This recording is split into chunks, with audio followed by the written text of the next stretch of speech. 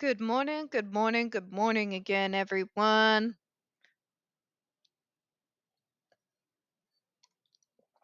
Welcome to another episode of Spilling Tea. I'm your host, Tiffany Daniels, and yes, we are going back to that horrible world known as the JRC. But before we do, the usual disclaimers.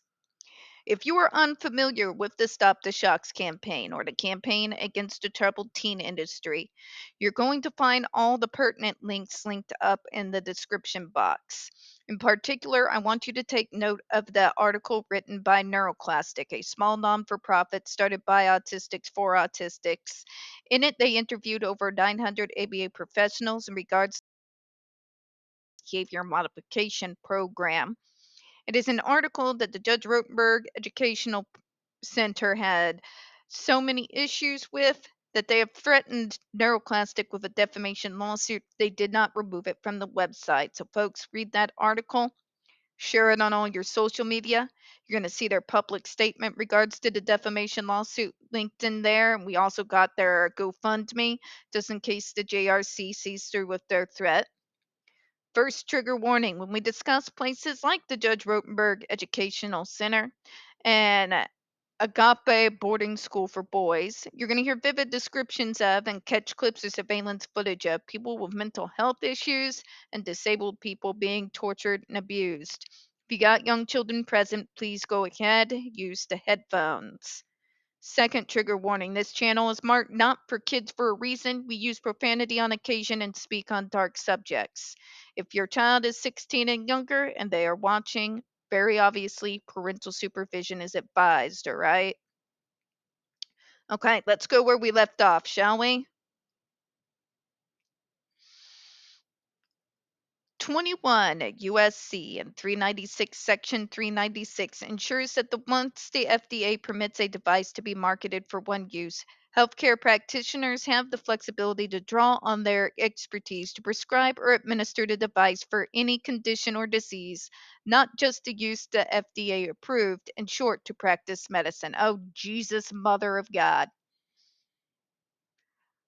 So their rationale, what they're doing here, is they are saying that once the FDA approves of a device to be marketed for one use, that because of that, that the doctor can then use that device for whatever the hell they want, whether or not that causes more harm than good. But there's a problem here, DC Circuit Court. There's a big problem that you're not addressing.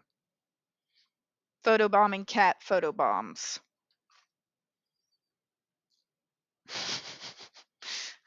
Here, Big Meow. That problem is this: the current GED device has not been approved by the FDA. In fact, this is one of the subjects that was brought into light multiple times during the FDA hearings in regards to the ban on this device. The current GED device has not been approved for any use on anyone. So this little see-through defense you got here falls on its face, DC. This shows me you did not do your due diligence whatsoever, because if you had done your due diligence, you would know that the current GED device, as it is existing and being used now in that center, has not been approved of or regulated by anyone. Okay? Okay? Let's move on.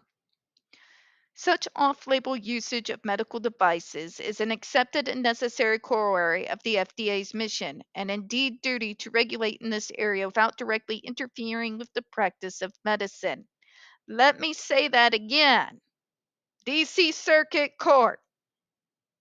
Big capital letters in red.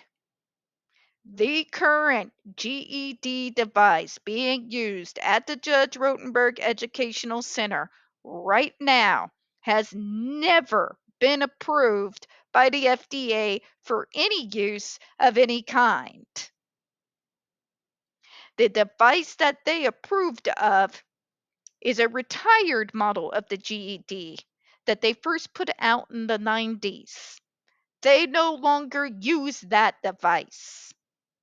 The device in question has not been approved of by the FDA. So even if you wanted to make this bad faith argument as justification for your decision to overturn the ban, it doesn't work because the device, as it is in its current iteration, has not been approved of by the FDA. Okay? Therefore, this idea that saying it must be banned interferes with medicine, it doesn't interfere with medicine. Doctors are not infallible. Doctors should not be spoken of as though they're the Pope, because they're not. Okay? This is why medical malpractice laws exist. Okay? The device was not approved or tested by any entity outside of the JRC. So, if we were to go off of your argument, because this particular current iteration of the GED device has not been approved by the FDA for use in any way, shape, or form for any reason, if that is not grounds for a federal investigation to what they get up to in Canton, Massachusetts, I don't know what is. Okay? But let's continue to read this train wreck, shall we? It's like watching a slow crash. The off-label use of a medical device by a physician using his or her best medical judgment in determining how and when to use a medical product for the care of a particular patient is not the province of the FDA. No, you're right. But you want to know what is?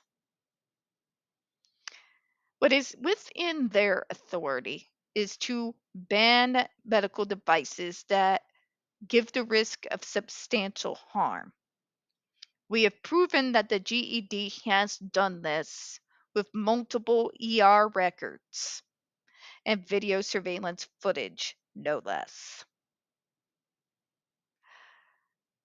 Now, what everybody seems to be missing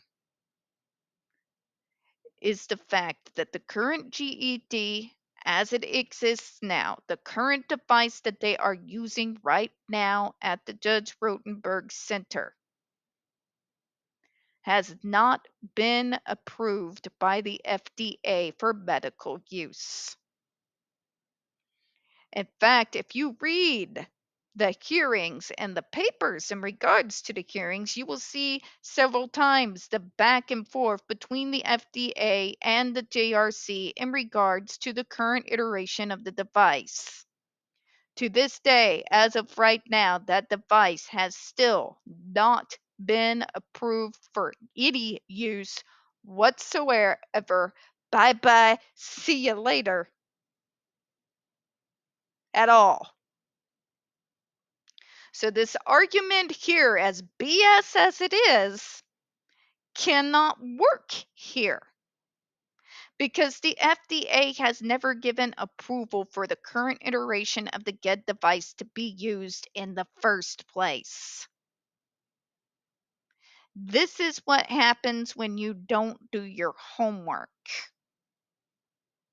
This is what happens when you hope and pray that your opponents haven't done their homework. Because I've done mine We've all done ours on this channel, haven't we? Yeah. The FDA argues that Section 396 does not restrict its authority under Section 360 at all.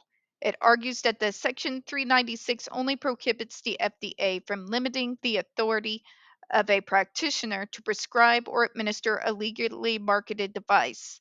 And the device is not legally marketed if it is banned. Logic! Right? Logic. If a device is being banned, if you cannot use it, period, where is this argument coming from? Get them, FDA, get them. The FDA also points to the Act's definition of a device with reference to its intended use, such that it would be appropriate for the FDA to ban devices with reference to particular uses.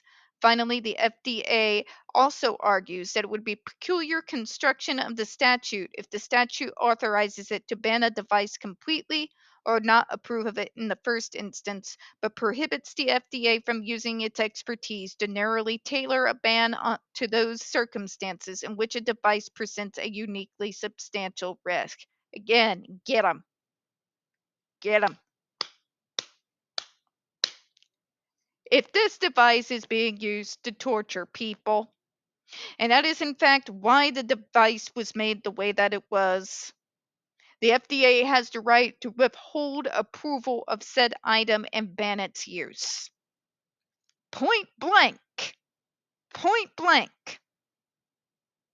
Logic, folks. Logic.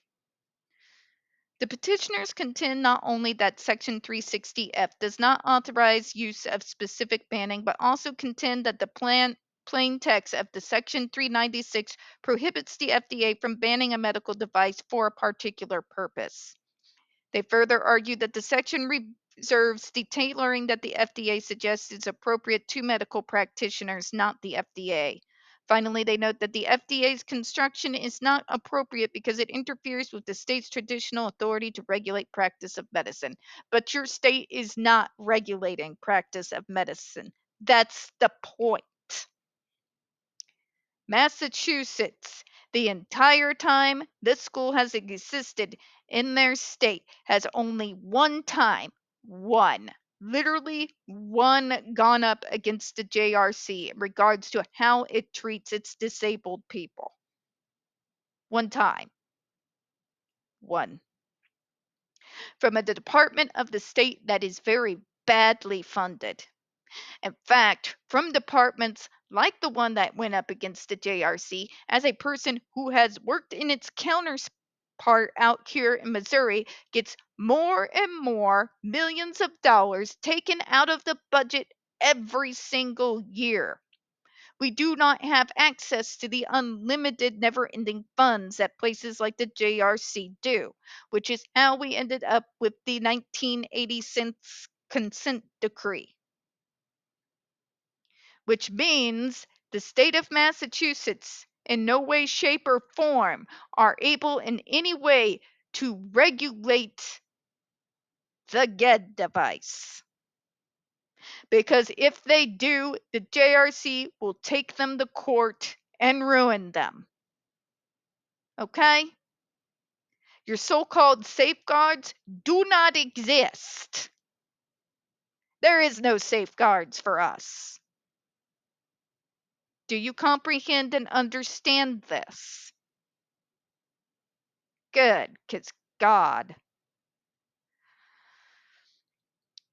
Now, what they are trying to do here is say, but you can't tailor what it is banned for. You got to ban it for all uses. Again, this is a bad faith argument because the fact of the matter is this device is being manufactured in and used in only one place throughout the entirety of the United States for a very specific purpose.